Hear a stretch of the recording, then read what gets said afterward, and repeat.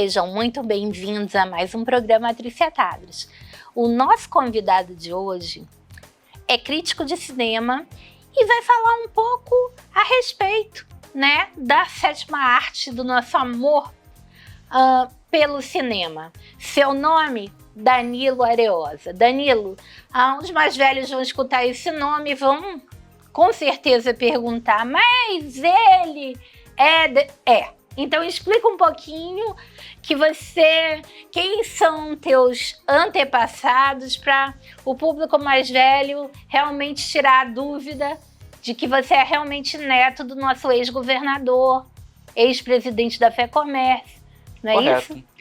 Queria primeiramente agradecer o convite, tá, Trícia, de poder falar um pouco sobre cinema. Eu que agradeço. É uma paixão que eu adoro. É uma paixão. É um hobby, na verdade. É uma paixão da nossa geração que Sim. não se compara com nada de hoje, né? No nosso tempo, cinema era um privilégio muito bom de poder ir para a sala escura, conferir um filme, ficar naquelas filas dos cinemas de bairro que a gente tinha, né, tradicionais. Então fui crescendo também graças à videolocadora, né? Então essa paixão de cinema foi desenvolvida. E conforme a sua pergunta aí, né, meu avô foi governador aqui do estado do Amazonas, eu herdei o nome dele, né, esse peso. Com muita honra, né? Com muita honra, né? Ainda que política não é muito minha praia, não. Né? Traçou uma carreira toda Isso. muito bem fundamentada numa área completamente diferente, mas ao falar teu nome, com certeza o nosso Sim. público mais antigo vai perguntar e pronto, estamos afirmando que sim, né? Como toda a tua família é uma família de gente muito culta, né? Você também é uma pessoa muito ligada à cultura. Mas a gente estava falando exatamente que nós vivemos uma época onde cada bairro tinha seu cinema, o centro da cidade tinha. Sim. E o cinema tinha um slogan, né? Que vinha: cinema é a maior diversão. Correto. Né? E era realmente a maior diversão das gerações anteriores, né? E o cinema era uma coisa acessível, né? Era uma coisa barata. Primeiro que você tinha os cinemas de bairro, que as pessoas não precisavam gastar condução, nem estacionamento, nem coisa nenhuma, né? E as salas de exibição, elas não eram salas pequenas, elas eram para muita gente, e o ingresso era um valor acessível, um passeio, né, muito frequente para as famílias, né? Hoje, Isso. O ingresso é caríssimo, ainda se paga o estacionamento de shopping ou condução para shopping, e pipoca, refrigerante, enfim, é tudo muito caro. Qual a explicação para um combo de pipoca ser tão caro num cinema? Existe alguma? Olha, eu enxergo muito essa questão do nosso consumo hoje, né? As coisas aumentaram muito, tá muito caro. Eu me lembro muito dessa época do cinema de bairro, né? Como você falou. Eram os filmes ali, o cinema do Joaquim Marinho, né? O final do Joaquim Marinho, uma das pessoas, assim, fundamentais na cultura amazonense.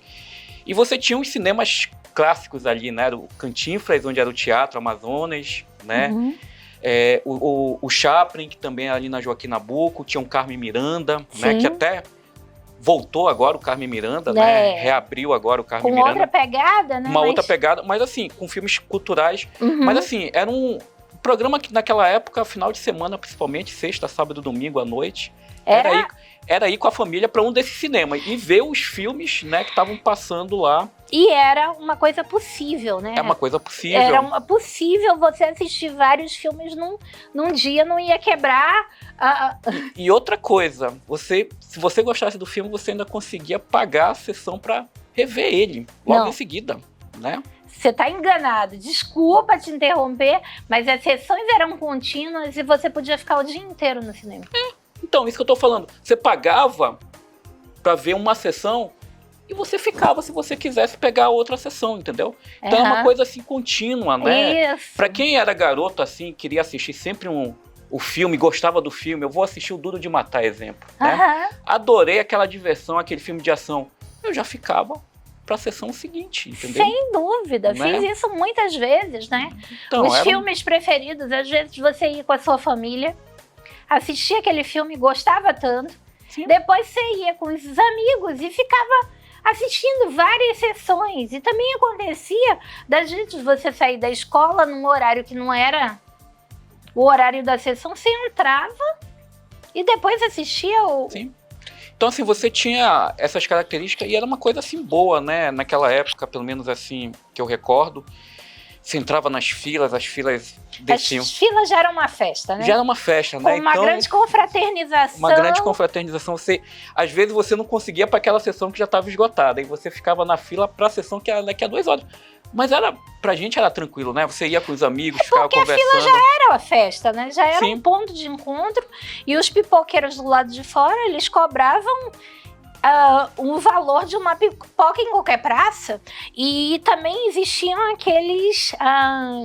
aquelas pessoas que carregavam um baleiro, né? Vendiam alimentex, vendiam ali chocolates, balas, né? Pirulitos. E tudo, como se diz em amazonês, a retalho, né? Então você comprava um chiclete, você comprava, o que não acontece hoje em dia, né? Se você for numa Bombonière no cinema, você tem que comprar um pacote de Fine, caríssimo, né? Você tem que comprar um combo, enfim. A outra coisa que eu vejo é tipo assim, não que eu tenha saudade de assistir a filmes no chão, como a gente fazia. Também tinha isso, né? Às vezes você chegava na sessão, já estava lotado, não, sentava ali no batente também para assistir. Pra mim não era problema nenhum, não? Porque... Gente, pra quem não tá entendendo o que é isso, cinema era uma coisa tão... da nossa geração, uma diversão tão bacana que ninguém se importava em sentar na escada, né? Sentar no chão para assistir... Quantas vezes fosse possível, né? Aquele filme preferido.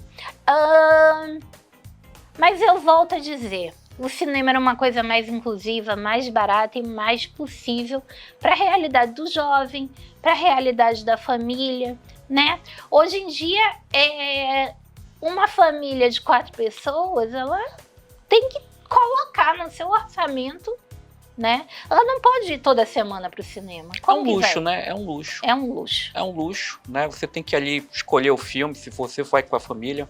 Basicamente, se você vai com a família, você já tem ali, talvez mais de R$100 tem que pagar, né? Isso eu digo só no ingresso, né? Tirando a pipoca, o refrigerante, né? Então, assim, eu acho que esse cinema de bairro, que é uma coisa assim bem cultural, que a gente também observa que outras regiões, né, Recife, Rio de Janeiro, né, eles têm esses cinemas localizados que ainda estimula essa parte da população por uma questão cultural. Gente, né? A gente tem que voltar a ter cinema de rua, voltar a ter cinema de bairro. O Rio de Janeiro preserva seu São Luís, São Paulo preserva o seu Marabá, Recife preserva... Vamos voltar a ter cinema, sala de... democratizar, né? Uma atividade tão prazerosa, né? Eu conheço muitas crianças jovens que nunca puderam ter a possibilidade de ir a um cinema. Hoje aqui em Manaus a gente está tentando reconquistar esse espaço ali por exemplo, a gente tem o Carmen Miranda. O Carmen Miranda, né, que tem passado filmes com um olhar mais cultural, filmes clássicos, década de 50. Aí puxa um cinema italiano, puxa um cinema polonês, né? Traz alguns filmes antigos que já ganharam o Oscar, traz uns clássicos do cinema noir. E tem o Cine Casarão, né, que também tem trazido essa leva, assim, de trazer alguns filmes mais, que a gente diz, fora do cinema comercial americano, né? E tem, o Cine Casarão também tem puxado também para alguns filmes nacionais que não é comum passar dentro do circuito. Então, olha só, o Casarão de Ideias é um centro cultural no centro da cidade. E, nesse momento, o Casarão de Ideias está apresentando o filme que é o nosso grande objeto de conversa hoje, que é Ainda Estou Aqui. Ainda Estou Aqui é o filme que está comovendo gerações, né? Tanto a geração dos nossos pais, que viveu aquele momento, quanto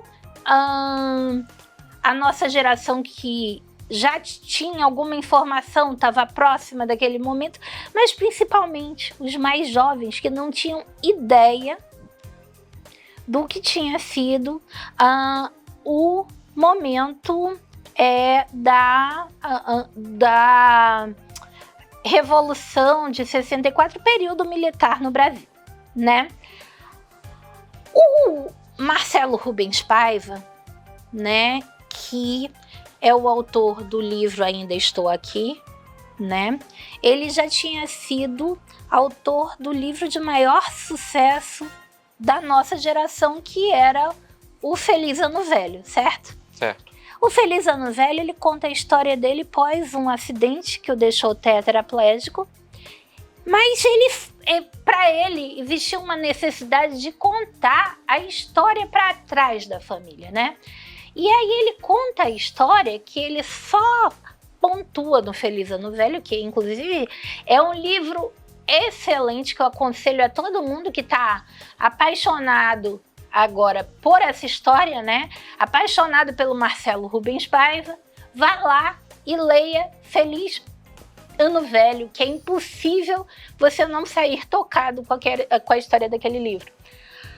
Só que o Ainda Estou Aqui, ele descreve melhor todos os acontecimentos de uma época, né?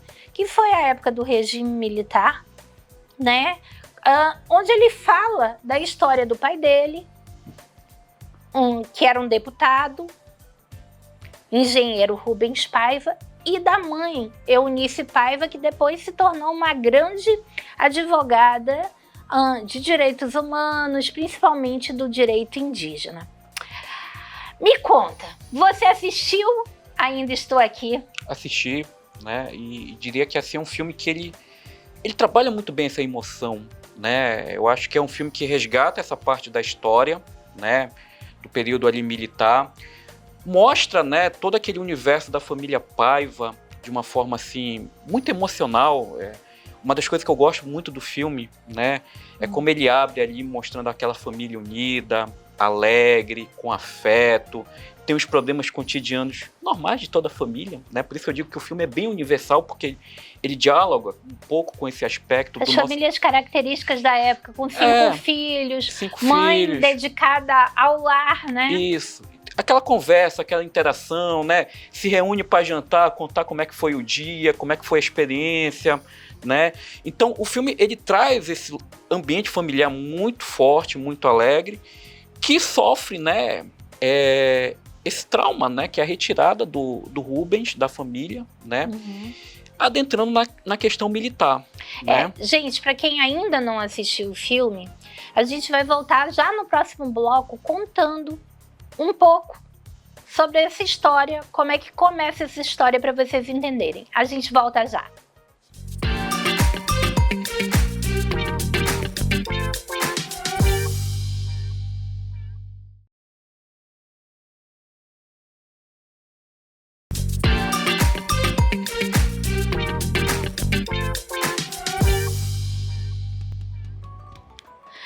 Voltando nesse segundo bloco, com o crítico de cinema Danilo Areosa, falando aqui sobre a grande sensação do momento, o filme Ainda Estou Aqui.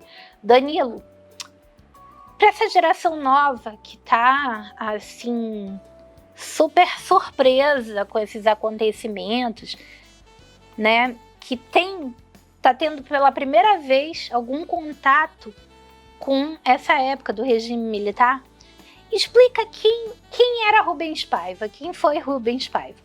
Eu vou fazer aqui um pequeno resumo, porque eu até acho que Ainda Estou Aqui é um filme que ele trabalha muito bem quem é o personagem, né? O Rubens Paiva. Era um engenheiro, né? Ex-deputado, se eu não me engano. Deputado federal. Deputado federal, né?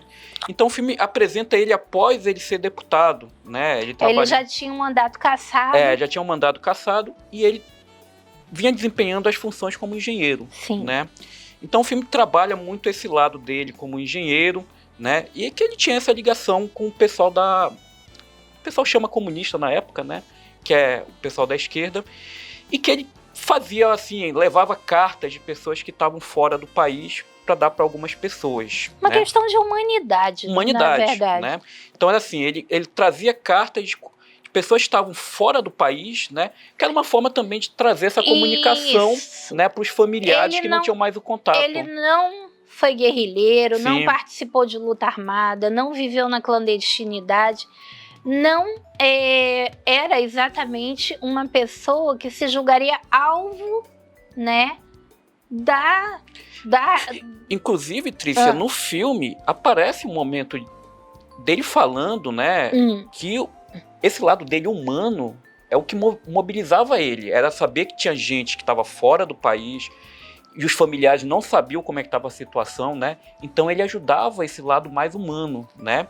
Que era uma das coisas que, se a gente for ver na história do Rubens, ele sempre foi assim uma pessoa que defendeu essas causas humanas, né? Sim, e deixa eu explicar uma coisa aqui para quem realmente não está entendendo, porque assim, eu estava conversando com uns amigos dos meus filhos e eles tinham vários questionamentos, né?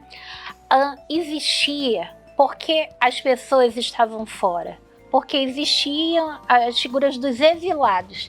Existiam os exilados que se autoexilavam, né? Que iam embora porque a coisa estava muito feia aqui.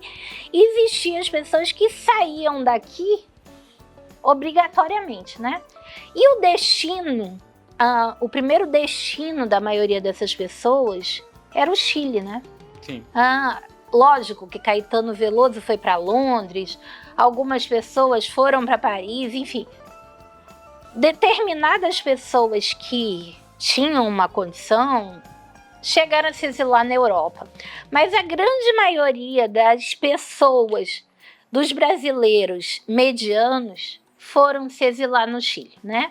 E aí existia um problema muito sério de comunicação. As cartas vinham realmente nas malas, né?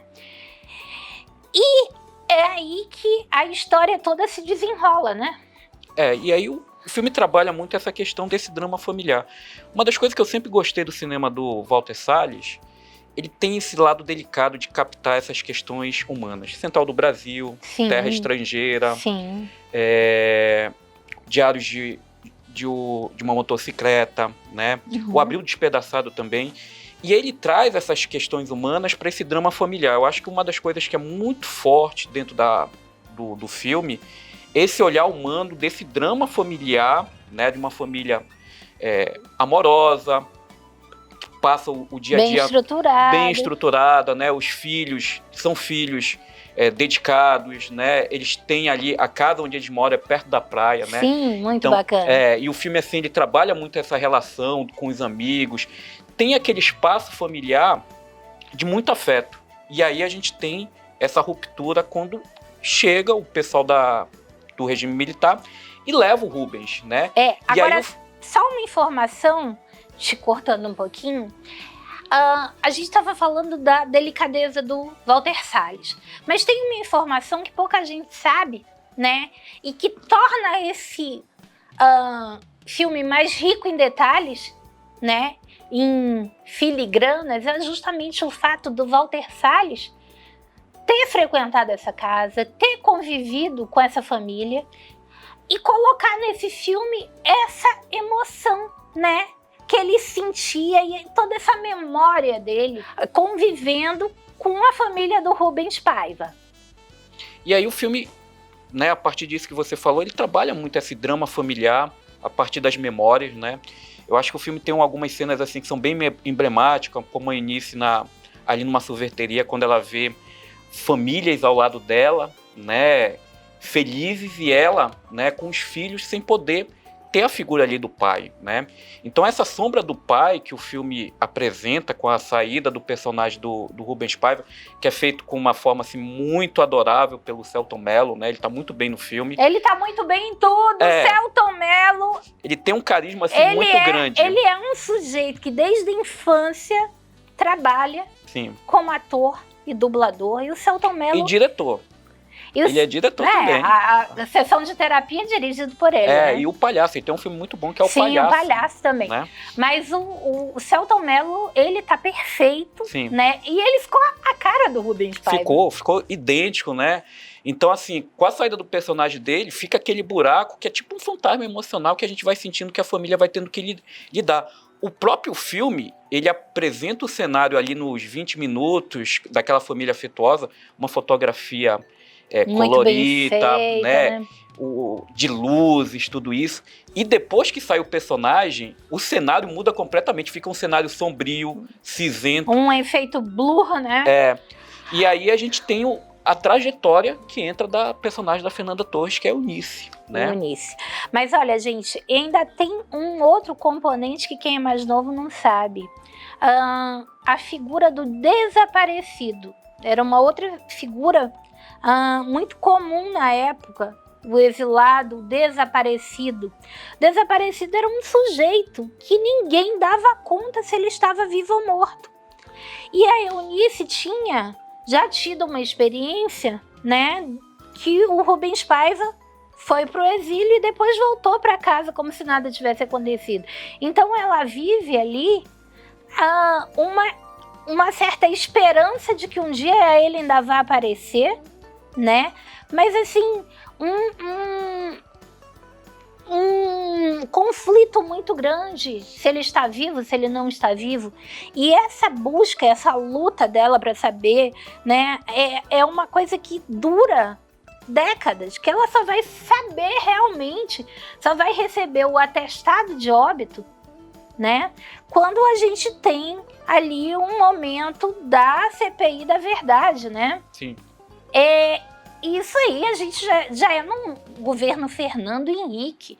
Então a gente vê a primeira vez que pessoas comemoram receber um atestado de óbito, né? Porque eu acho que ali você consegue... quem nunca pôde sepultar seus mortos tem essa sensação, né, de que não terminou aquele ciclo do luto, né? E dali ela consegue, eu acho que, dar um ponto final desse ciclo do luto. Tô errada? Eu acho que ali é o ponto de, vamos dizer assim, dela ter ali uma força maior para ela seguir ali a trajetória dela, né? Sim. Porque como o filme apresenta a Eunice no começo, é bem diferente da Eunice, né, que entrou no direito. Ela também passa por uma transformação, porque ela teve que assumir ali os filhos, teve que assumir a luta na busca pelo marido, né? E é uma busca incansável. O filme mostra isso muito bem, né? A busca dela é incansável, nem que seja para receber, como a Trícia falou, um documento, né? Um documento que a gente vê que é bem burocrático, mas que é um documento ali que tem o simbolismo, né? De finalmente do reconhecimento, né? Ali do luto dela, né? De entender que o marido realmente não vai mais voltar, né? Então, assim, essa parte do drama familiar, né, que eu vejo muito no filme, que o Walter Salles trabalha muito bem, é de mostrar que, frente à violência, à opressão, né, a resiliência, a resistência e o próprio sorriso, né? Tem uma cena muito emblemática no filme que eu gosto muito, tá no trailer, o trailer até coloca muito isso, que é aquele momento que a Eunice tá com os filhos e a reportagem, que eu acho que, se eu não me engano, é da revista Manchete, quer tirar uma foto com ela, né? E o fotógrafo fala, não, vocês estão sorrindo, faça uma cara triste, né? Que o nosso editor quer que seja uma foto triste, né? Para representar o sofrimento de vocês. E ela fala, não, a gente vai sorrir, né? Porque frente a essa violência, né? Talvez o sorriso, essa forma de manter a resistência, a resiliência, né? Sorrir era uma forma de resistir. Resistir e sobreviver, né? Então, o filme tem essas cenas assim que são muito emblemáticas, né? E que o Walter Salles, com essa sensibilidade dele de trabalhar essa questão do cotidiano, né, das emoções, e é um filme que, se você for olhar a parte até da ditadura que mostra ali alguns segmentos, ela é bem pontual e você já viu em outros filmes. O diferencial mesmo da Ainda Estou Aqui é esse drama familiar, de mostrar como é que os efeitos da ditadura, né, refletiram nas relações daquela família. O que é que aquilo mudou, o que é que gerou na relação da mãe com os filhos e da forma dela lidar com a perda do marido. E a transformação dessa mulher e desses filhos, né? Você vê como eles se transformam depois desse momento, né? Uma mulher que era uma dona de casa, que teve que criar 5 filhos sozinhas. Aquela dona de casa meio tradicional, né? Como tradicional, a gente viu, sim. Né? Porque a gente está falando de mulheres que nasceram na década de 30, mais ou menos, né? final da década de 20, 30, então a mulher casada, ela era do lar, Sim. né? A mulher só trabalhava quando o marido não tinha condições de sustentar. Era uma questão de orgulho para o marido prover, né? E também era uma questão de segurança nas famílias que a mãe acompanhasse a educação dos filhos. Então a gente vê uma dona de casa tradicional se transformar numa advogada especialista em direitos humanos. A gente vê uma criança que teve o pai desaparecido se transformar num dos maiores escritores do Brasil. Você tem as filhas que também têm papel relevante, né?